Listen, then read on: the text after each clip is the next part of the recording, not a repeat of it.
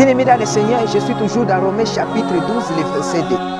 Il dit, ne vous conformez pas au siècle présent, mais soyez transformés par le renouvellement de l'intelligence, afin que vous discerniez quelle est la volonté de Dieu, ce qui est bon, agréable et parfait. On nous dit de ne plus nous conformer au siècle présent, mais d'être transformés. Mon problème, c'est la transformation. Quelqu'un qui est né de nouveau, c'est quelqu'un qui est transformé. Quelqu'un qui a accepté de donner sa vie à Christ, c'est quelqu'un qui est transformé.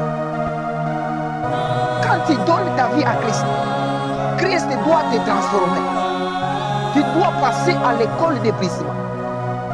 C'est pour cela, David, avant d'être roi, il a passé à l'école de préparation.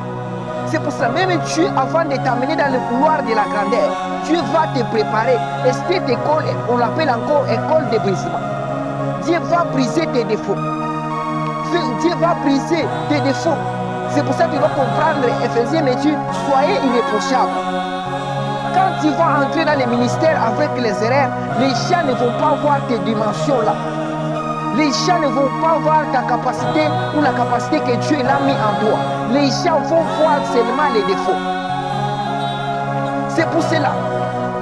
La parole de Dieu me dit, la terre n'avait pas de forme. Que la terre était une forme vide. Dieu a compris que le problème, il faut que je donne à la terre la forme. Quand tu donnes ta vie à Christ, tu dois vivre la transformation. Tu ne peux pas suivre Christ en étant pécheur. Christ, c'est un Dieu jaloux. Christ est jaloux de ses enfants. Christ est jaloux de ses fils. Quand tu arrives au point là de donner ta vie à Christ, sache que Christ c'est un Dieu jaloux. Si tu lis Naoum, il dit, je suis un Dieu jaloux. Tu as accepté de suivre Christ. Mais il demande aussi la transformation.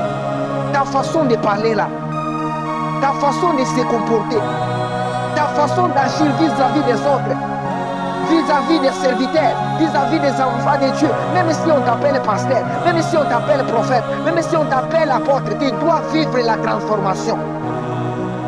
Tu dois être quelqu'un qui est né de nouveau. Dieu dit à Jérémie, comme l'argile est dans la main du potier, ainsi vos vies. Comme Dieu t'a ramassé, il va ramasser même l'autre là. Comme Dieu t'a présenté aujourd'hui, il est capable de présenter même les chats que tu méprises aujourd'hui. Demande la transformation, même en étant pasteur. Demande la transformation, même en étant prophète. Demande la transformation, même en étant évêque.